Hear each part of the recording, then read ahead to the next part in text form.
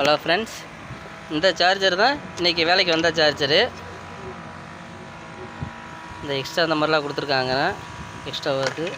இது வந்து இப்போ லேட்டஸ்ட் மாடலு. இந்த டைப்பில் வந்தது. பழைய டைப்பில் அந்த உருண்டை பின்ன வரும். இப்போ லேட்டஸ்ட்டாக வரண்டி இந்த மாதிரி டைப்பில் வந்து கொடுத்துருக்காங்க. நான் ஆல்ரெடியாக கழட்டி தான் வச்சுருக்கேன். அப்படிங்க ஓகே ஃப்ரெண்ட்ஸ், பயங்கர தூசியாக இருக்குது. தூசியெல்லாம் பயங்கரமாக இருக்குண்ணா உள்ள. இது வந்து மெயின் லைட்டை இப்போ நான் கொடுக்குறேன் பாருங்கள்.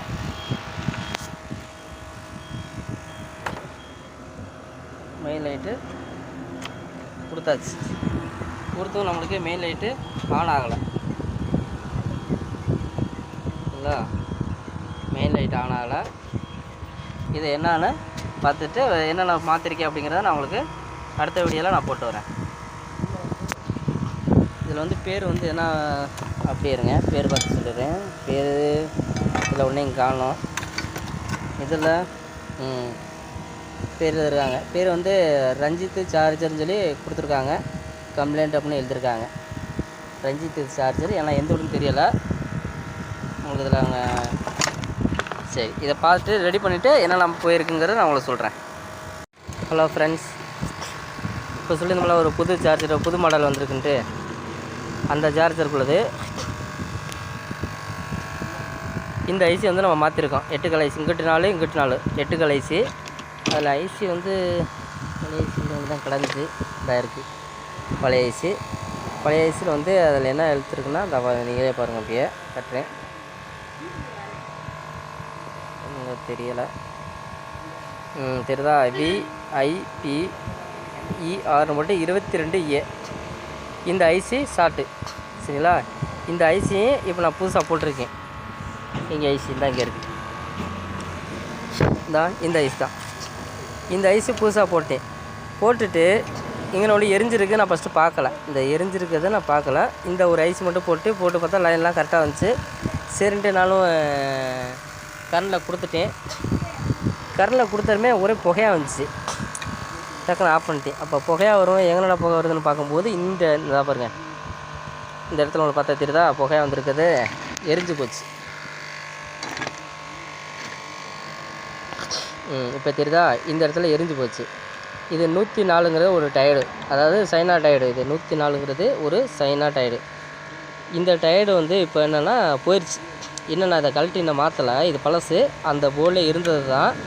அந்த லைன் ஒருவேளை ஒழுங்காக கிடைக்காம கூட இருக்கலாம்னு சொல்லிட்டு நான் இந்த 2 சைடுமே சால்ட்ரிங் பண்ணிவிட்டு மீட்ரு வச்சு பார்த்தேன். அப்போ வந்து நம்மளுக்கு பாயிண்ட் எதுவுமே காட்டலை.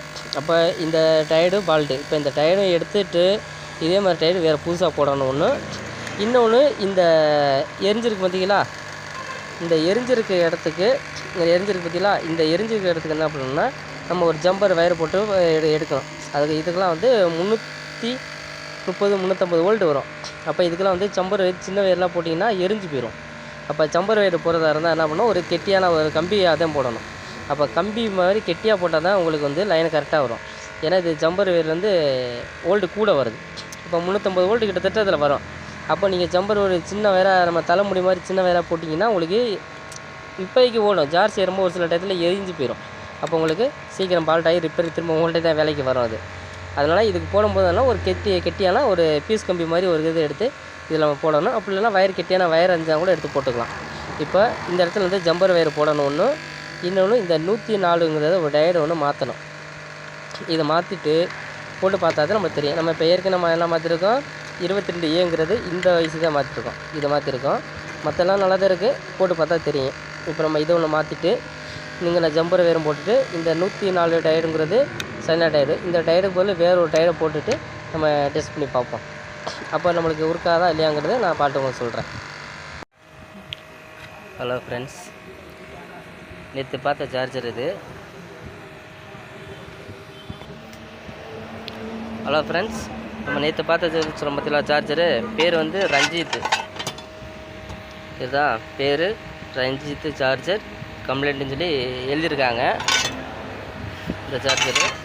இதை இப்போ நம்ம ரெடி பண்ணியாச்சு. இதில் என்னென்ன மாற்றிருக்கோம்னா இதை காட்டுறேன். நேற்று இதில் ஜம்பர் வேறு போடணும்னு சொல்லியிருந்தா அந்த ஜம்பர் வேறு இங்கே ஒன்று போட்டிருக்கேன், பின்னாடி ஒன்று போட்டிருக்கேன். 2 ஜம்பர் வேறு போட்டிருக்கேன் இதில். தெரியுதா? இந்த வேறு இங்கேருந்து எடுத்து உள்ளே போயிருக்கு, இங்கே ஒரு வேறு 2 இடத்துல அந்த எரிஞ்சு போன இடத்துக்கு ஜம்பர் வேறு போட்டிருக்கேன். இன்னொன்று இந்த ஐசி வந்து நேற்று மாறி மாறி போயிட்டே இருந்துச்சு. ஐசி எத்தனை போட்டிருக்கேன்? 1 2 3 இப்போ போட்டிருக்க ஐசியோட சேர்த்தா மொத்தம் 4 ஐசி போட்டிருக்கேன். அப்புறம் வந்து அதில் ஒரு பீஸ் ஒன்று இருந்துச்சு, அந்த பீஸும் போயிருந்துச்சு. ஆமாம், அந்த பீஸ் வந்து எந்த இடத்துல இருந்துச்சுன்னா இந்த இடத்துல தான் அந்த பீஸ் இருந்துச்சு. நான் ரெசிஸ்டன்ஸ் போட்டிருக்கேன் பார்த்தீங்களா, இந்த இடத்துல அந்த பீஸ் இருந்துச்சு. அந்த பீஸை எடுத்துகிட்டு வேறு ஒரு பீஸை போட்டும் திரும்பவும் ஐசி அடி ஆகிட்டே இருந்துச்சு. அப்புறம் என்ன பண்ணேன், நான் ஒரு ரெசிஸ்டன்ஸ் எடுத்து கொடுத்து அந்த கரண்ட்டை வந்து கம்மி பண்ணுற மாதிரி ரெசிஸ்டன்ஸ் ஒன்று போட்டிருக்கேன் அதுக்கு, அந்த பீஸுக்கு பதில். அப்புறம் வந்து இந்த இடத்துல வந்து 2 ரெசிஸ்டன்ஸ் வந்து எரிஞ்சிருச்சு. இந்த தெரியுதா, சின்னதாக இருக்குது பாருங்க, அந்த 2மே வேறு போட்டிருக்கேன்.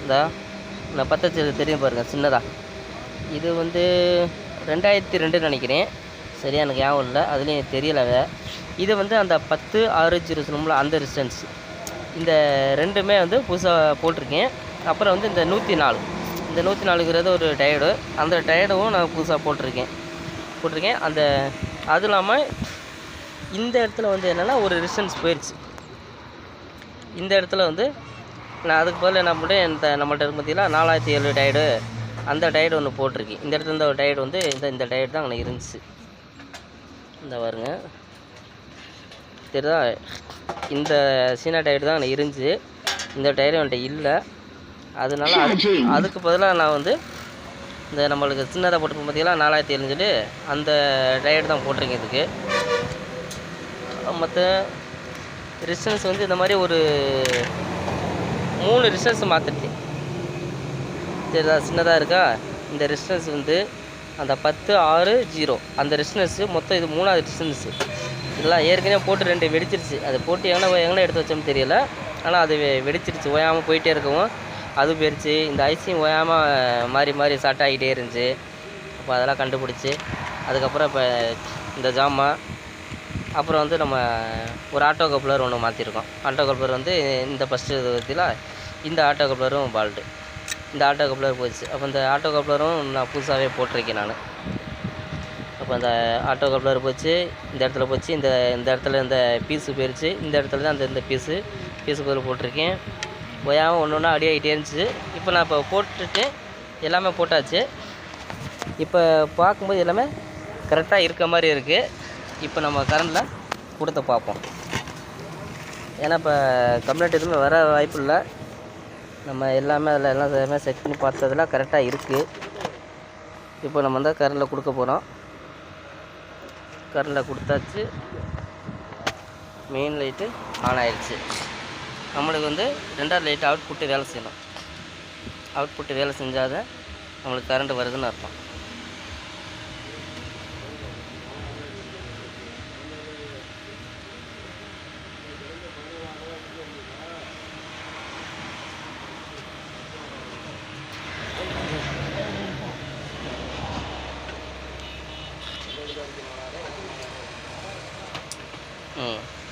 நம்மளுக்கு 2வது அவுட்புட்டும் வேலை செய்யுது. சரிங்களா, அவுட்புட்டு இப்போ வேலை செய்யுது.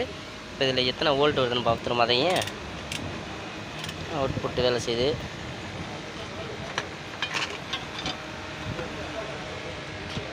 இது அந்த லேட்டஸ்ட் உள்ள பின்னு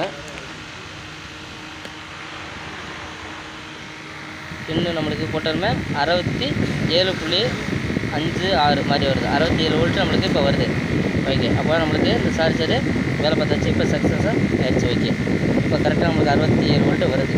67.5 67.6 மாதிரி வருது. அது ஒன்றும் பிரச்சனை இல்லை. இப்போ நம்மளுக்கு அவுட்புட்டு வேலை செய்யுது. ஓகே, இப்போ கஸ்டமர் வர சொல்லிட்டு அவங்க வண்டியில் போட்டு டெஸ்ட் பண்ணி பார்த்து கொடுத்துட வேண்டியது. அதனால் நம்மளுக்கு எல்லாமே கரெக்டாக வேலை செய்யுது.